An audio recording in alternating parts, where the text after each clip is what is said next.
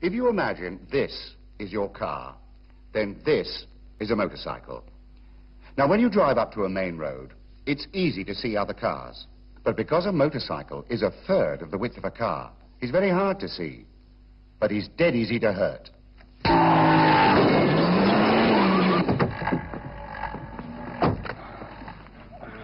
Nasty. And that's why, at junctions, I'm asking you to give a second thought for bikes.